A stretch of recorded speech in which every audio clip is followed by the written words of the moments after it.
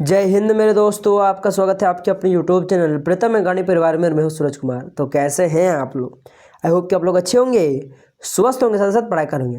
तो चलिए आज हम लोग जो आपका क्लास 10th है, 10th का जो साइंस है उसके लिए कुछ मोस्ट इंपॉर्टेंट जो आपके एग्जाम में डायरेक्ट पूछे जाएंगे उस टाइप के कुछ मोस्ट इंपॉर्टेंट 30 MCQ क्वेश्चन पर बात करेंगे। ठीक है, तो भाई साहब चलिए स्टार्ट करते हैं। देख लो, मेरा सबसे पहला प्रश्न लिखा हुआ है कि यदि आपतन कोण और परावर्तन कोण के बीच का कोण आपको 90 डिग्री दिया हुआ है, ठीक है, तो आपको परावर्तन कोण क्या होगा ये बताना है। तो भाई साहब ये क्वेश्चन ट्विस्टेड है। बच्चा क्या करता है, डायरेक्टली आप पढ़ा हुआ है कि आपतन कोण बराबर परावर्तन कोण होता है, तो यह 90 डिग्री देकर परावर्तन कोण को भी 90 डिग्री मान लेता है, आपतन कोण को भी 90 डिग्री मान लेता है और यहाँ पे 90 डिग्री नंबर का ऑप्शन मार देगा। भाई साहब रुक जाओ, समझे, थोड़ा ब्रेक लगाओ अपनी गाड़ी पे, ये गलत कर रहे हो आप लोग। यहाँ पे क्या दिया है कि आपतन कोण और परावर्तन कोण के बीच का एंगल दिया, यानी कि मान लो ये आपके पास सतह है जिसमें से इधर से एक आपतित किरण आया और ये परावर्तित किरण हो गई, ठीक है, तो यहाँ पे अभिलंब हो गया, तो ये आपका आपतन कोण हो गया और इधर आपका परावर्तन कोण, यानी कि ये कोण आई हो गया, ये कोण आर हो गया। हाँ, बात सही है कि कोण आई जो होता है वो कोण आर के बराबर होता है, लेकिन यहाँ पे ये आपतित किरण और परावर्तित किरण, यानी कि ये आपतन कोण कोण आई और ये परावर्तन कोण कोण आर के बीच का एंगल, यानी कि टोटल इस एंगल का बात चल रहा है। किस एंगल का बात चल रहा है, देखो मैं हाईलाइट कर देता हूं, ठीक है, टोटल इस एंगल का बात चल रहा है, ये वाला टोटल एंगल का बात चल रहा है। इस टोटल एंगल का मान आपको दिया हुआ है 90 डिग्री, तो परावर्तन कोण का मान बताना है। तो आपको पता है कि ये जो आपके पास ये आपका परावर्तक सतह हो गया, ये आपके पास जो अभिलंब होता है ये आपतन कोण और परावर्तक कोण, यानी कोण आई और कोण आर को दो बराबर भागों में बांटता है, ठीक है, और ये टोटल का टोटल 90 डिग्री है, तो 90 का आधा कर दो तो आपके पास जो कि 45 डिग्री निकल कर आ जाएगा। यही 45 डिग्री जो होगा वो आर का भी मान होगा और ये आई का भी मान होगा। तो आपतन कोण पूछता या परावर्तन कोण पूछता, बात बराबर ही है, आपको 45 डिग्री मारकर आना था, ठीक है, तो यानी कि बी नंबर का ऑप्शन आपका हॉले से करेक्ट हो जाएगा। तो दो नंबर के प्रश्न में लिखा हुआ है कि ध्रुव और वक्रता केंद्र को मिलाने वाली रेखा को क्या कहते हैं। मैंने बार बार बताया हुआ है, उसको हम लोग मुख्य अक्ष बोलते हैं, तो सी नंबर का ऑप्शन आपका करेक्ट हो जाएगा। 3 नंबर प्रश्न लिखा है कि यदि एफ का मान 16 सेंटीमीटर तो आर का मान क्या होगा। यहाँ पे एफ जो होता है ये आपका फोकस है, मुख्य फोकस है, और आर जो है आपके पास ये आपके पास वक्रता त्रिज्या है, या आप जो मुख्य फोकस में क्या फोकस दूरी है, ठीक है। तो एक रिलेशन आप लोगों ने पढ़ा होगा कि जो आपके पास आर होता है, यानी जो वक्रता त्रिज्या होता है वो फोकस दूरी का 2 गुना होता है, यानी आर बराबर में 2f होता है। बस वैल्यू पुट कर दो, छोटा एफ का मान 16 दिया हुआ है, यानी कि यहाँ पे 16 पुट कर दो, 16 गुना 2 जो कि 32 निकल कर आएगा आंसर, यानी आर का जो वैल्यू निकल कर आ गया जो कि वक्रता त्रिज्या है आपकी वो कितना हो जाएगी 32 सेंटीमीटर, क्योंकि ये सेंटीमीटर दिया हुआ है इसलिए नंबर ऑप्शन आपका करेक्ट हो जाएगा। नेक्स्ट क्वेश्चन लिखा कि किसी अवतल दर्पण में वस्तु कहाँ रखा गया है जिससे उसका सीधा और आवर्धित प्रतिबिंब बनेगा। तो भाई साहब सिर्फ एक ऐसी स्थिति है जो कि आपके पास है, ध्रुव और मुख्य फोकस के बीच पे अगर आप लोग बिंब को रखोगे तो प्रतिबिंब जो बनेगा वो आपके पास सीधा बनेगा और थोड़ा बड़ा बनेगा, ठीक है।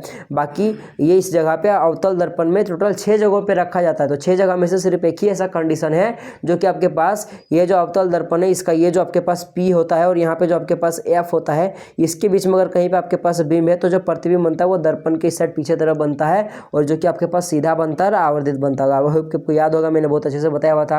लिखा है कि उत्तल दर्पण का प्रयोग निम्नलिखित में से किस वस्तु में किया जाता है। लिखा है कि गाड़ी के साइड मिरर में, गाड़ी के हेडलाइट में, अपना चेहरा देखने के लिए सूक्ष्मदर्शी में। तो भाई साहब देख लो, ये क्वेश्चन बहुत ही अच्छा प्रश्न है। मैं बता दूं सूक्ष्मदर्शियों में हम लोग लेंस का उपयोग करते हैं, उत्तल लेंस का, ना कि उत्तल दर्पण का।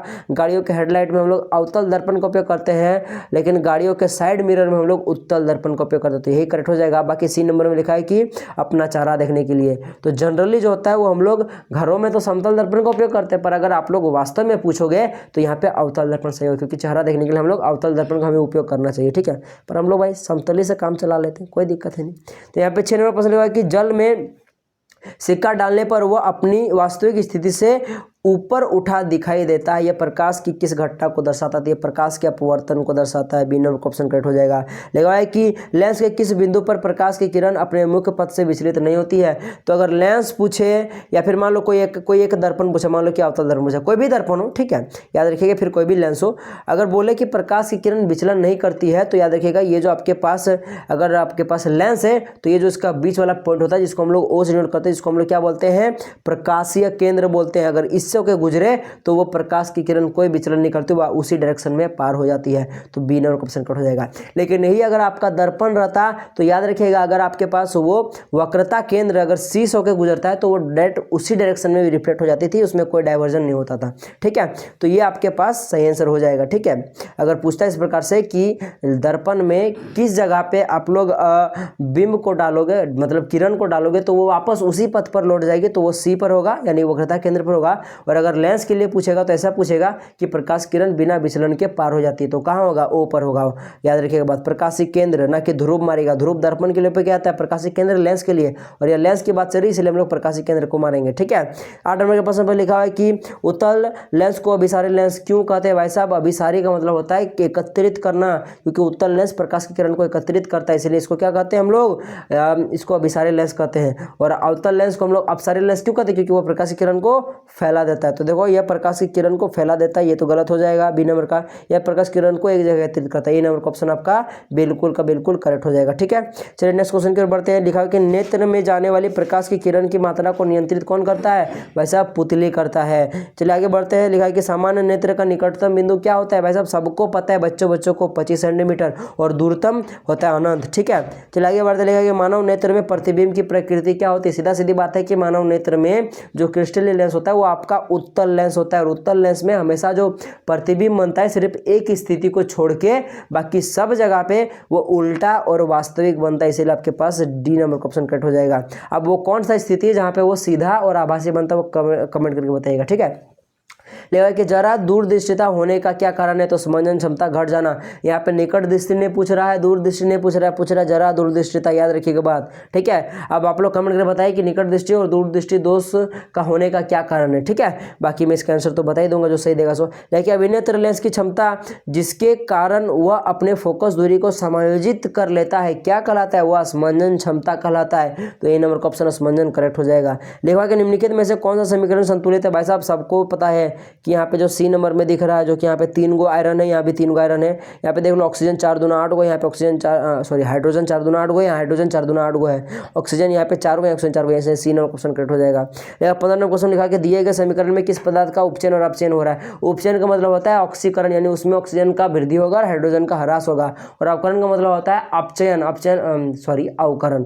अवकरण का मतलब ये होता है कि आपके पास उसमें जो आपका ऑक्सीजन होगा उसका ह्रास हो जाएगा और हाइड्रोजन का वृद्धि हो जाएगा। तो यहाँ पे देख सकते हो CuO जो है आपके पास, ये इधर जाके इससे ऑक्सीजन गायब हो जा रहा है, यानी CuO का क्या हो रहा है आपके पास, यहाँ पे अपचयन हो रहा है। और जो आपके पास हाइड्रोजन है ये इधर जाके H2O बन जा रहा है, ऑक्सीजन ऐड हो जा रहा है, तो इसका क्या हो रहा है, उपचयन हो रहा है। यानी आंसर जो होगा इसका वो हो जाएगा H2 और आपके पास CuO, क्योंकि सबसे पहले ऑप्शन क्वेश्चन में दिया हुआ है उपचयन, फिर दिया हुआ है अपचयन। तो आपको जो ऑप्शन में मारना है वो उसमें जो सबसे पहला वाला जो आपका पास तत्व बोले यौगिक होगा उसमें उपचयन होना चाहिए, उसके बाद में अपचयन होना, क्योंकि क्वेश्चन से हमें पता चल रहा है। ठीक है ना, क्योंकि क्वेश्चन में पहले उपचयन दिया फिर अपचयन दिया है, तो पता है कि हाइड्रोजन का पहले उपचयन हो रहा है, उसके बाद कॉपर का अपचयन हो रहा है, इसलिए हमारे यहाँ पे सी नंबर का करेक्ट हो जाएगा। ठीक है, लिखा हुआ है कि रासायनिक अभिक्रिया में भाग लेने वाले पदार्थ को क्या कहते हैं। तो रासायनिक अभिक्रिया में भाग लेने वाले पदार्थ को हम लोग अभिकारक कहते हैं, और जो अभिकारक अभिक्रिया के फलस्वरूप बनता है उसे हम लोग उत्पाद कहते हैं। ठीक है, चलिए आगे बढ़ते हैं। यहाँ पे 17 नंबर प्रश्न लिखा है कि किसी रासायनिक अभिक्रिया में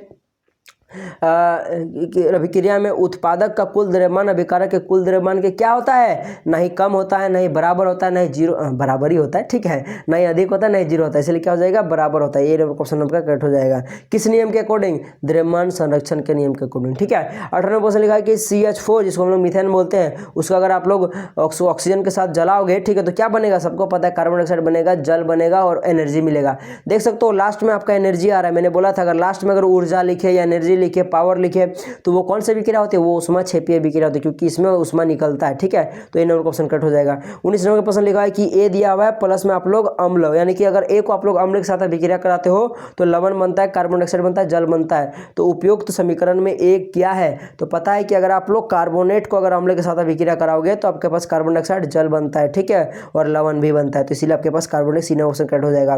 निम्नलिखित में से किस पदार्थ में नीले लिटमस पत्र वह वह लाल नहीं हो जाएगा। ये बहुत ही अच्छा प्रश्न है, ट्रिकी प्रश्न है। क्या करेगा, नीला लिटमस पत्र लाल नहीं हो जाएगा, यानी वो नीला का नीला ही रहेगा, सीधा सी बात है। तो नीला को लाल कौन करता है, अम्ल करता है, तो ये तो हो नहीं सकता, क्योंकि क्वेश्चन में बोला है कि नीला को लाल नहीं कर रहा है, यानी कि वो क्या हो जाएगा, वो अम्ल नहीं होगा, क्योंकि नीला को क्या करता है, अम्ल लाल कर देता है, तो जो कि ये हो नहीं सकता। इसलिए यहाँ पे जो ऑप्शन में होगा वो कभी अम्ल नहीं हो सकता, क्योंकि यहाँ पे HCl भी एक अम्ल है, तो ये तो होगा नहीं। यहाँ पे सी वाला जो लिखा कि CH3COOH, ये भी हो नहीं सकता, क्योंकि ये भी एक दुर्बल अम्ल है।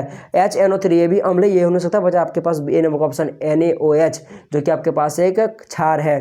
तो क्षार क्या करता है, वो लाल लिटमस पत्र को नीला कर देता है, क्योंकि नीला को वो नीला ही रखता है, क्योंकि वो क्षार है, ठीक है। तो इसलिए ए नंबर का ऑप्शन करेक्ट हो जाएगा। अब ये प्रश्न में याद रख लीजिएगा बात, ये आपका ऑप्शन में अगर आपको Na, जैसे कि यहाँ पे अगर कोई लवण दे देता तो वो भी करेक्ट हो जाता है, क्योंकि लवण जो होता है, लवण कोई भी आपका लिटमस पत्र को, उसका रंग को चेंज नहीं करता। नीला को ना ही वो लाल करता है और ना ही लाल को वो नीला करता है। अगर आप लोग नीला लिटमस पत्र में अगर लवण को डालोगे तो वो नीला का नीला ही रह जाएगा, और अगर आप लाल लिटमस पत्र में अगर लवण को डालोगे तो उसमें क्या हो जाएगा, वो लाल का लाल ही रह जाएगा। तो यहाँ पे आपका जो आंसर हो जाएगा वो लवण भी हो सकता था, लेकिन ऑप्शन में कहीं लवण नहीं दिया हुआ है, क्योंकि हमारा पता है कि या तो लवण होगा या तो क्षार होगा। तो यहाँ पे क्षार ऑप्शन था, इसलिए हम लोग क्षार को मारेंगे, ठीक है। तो याद रखिएगा बात। एक नंबर प्रश्न लिखा कि दिए गए किस लवण में क्रिस्टलीय का जल मौजूद है। जाहिर सी बात है कि यहाँ पे आप लोग देख सकते हो पीछे पिछुआ में लटका हुआ हाइड्रोजन जल, तो जहाँ पे जल दिखेगा उसी को सही कर दीजिएगा। तो देख सकते हो यहाँ पे 5 गो जल लटका। क्रिस्टलीकरण का मतलब, क्रिस्टलीकरण का मतलब जल का एडिशन होता है, ठीक है। तो इसलिए सी नंबर क्वेश्चन कट हो जाएगा। जैसे देख सकते हो यहाँ पे जल का एडिशन हो रहा है। लेकिन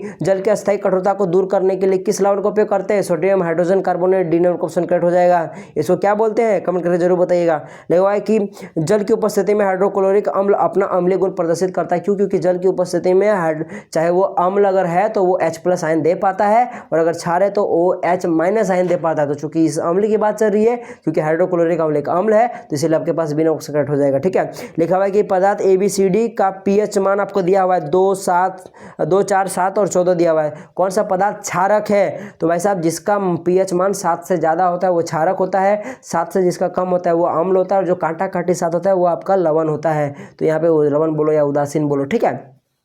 तो इसलिए यहाँ पे जो आपके पास डी नंबर है, डी जो है आपके पास, जो कि आपके पास जिसका pH मान 14 है, यही हो जाए, क्योंकि यही आपका प्रबल क्षारक होगा। तो इसलिए डी नंबर क्वेश्चन कट हो जाएगा, जिसमें आपका डी ऑप्शन में, ठीक है।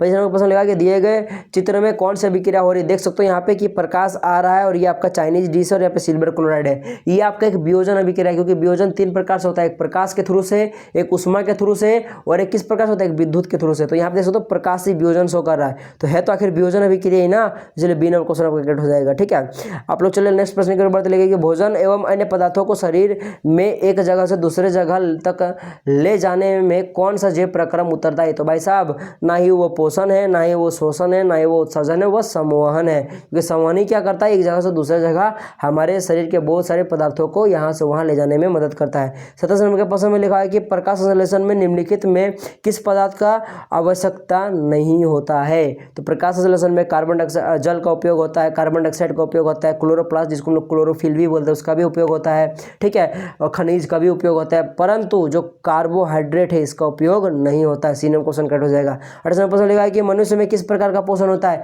तो मनुष्य में स्वपोषी पोषण, भाई साहब गलत कर दोगे, नहीं मानना, क्योंकि स्वपोषी पोषण का मतलब भी होता है जो अपना भोजन स्वयं बनाता है। तो आप लोग ऐसा होता है क्या, नहीं, वो क्या होता है, वो आपका परजीवी पोषण एक प्रकार का में आ जाता है। यानी कि हम लोग जो है मनुष्य वो परजीवी पोषण, क्योंकि हम लोग क्या है पूरी तरह से प्रकृति पर निर्भर है, अन्य जीव जंतुओं पर निर्भर है, समझे ना। तो इसलिए आपके पास सी नंबर ऑप्शन आपका करेक्ट हो जाएगा। बाकी चलिए अगले प्रश्न पर लिखा बढ़ते हैं। लिखा है कि वसा के पाचन के लिए कौन सा एंजाइम उत्तरदायी है। तो वसा के पाचन के लिए हमारा शरीर लाइपेज एंजाइम रिलीज करता है। तो इसलिए डी नंबर ऑप्शन आपका करेक्ट हो जाएगा, क्योंकि यही वसा का पाचन करता है। चलिए हम लोग 30 नंबर के प्रश्न पर आते हैं। लिखा हुआ है कि श्वसन प्रक्रिया में ग्लूकोज का पाइरूवेट में टूटना कहाँ होता है। तो बहुत सारे मेरे ऐसे दोस्त होंगे जो माइटोकॉन्ड्रिया मार देंगे, जो कि डी नंबर में दिख रहा है, ये गलत हो जाएगा। याद रखिएगा कोशिका द्रव्य में होता है। इस प्रकार से हम लोग 30 क्वेश्चन कर लिया, और भी कई सारे प्रश्न, तो इसको भी मैं धीरे धीरे कराऊंगा, ठीक है। टेंशन लेना, मैं सभी के सभी में बहुत सारा वीडियो में डाल दूंगा आपको, ठीक है। चलिए मिलेंगे अगले वीडियो में, तब तक के लिए जय हिंद, जय भारत, और आपका दिन शुभ हो।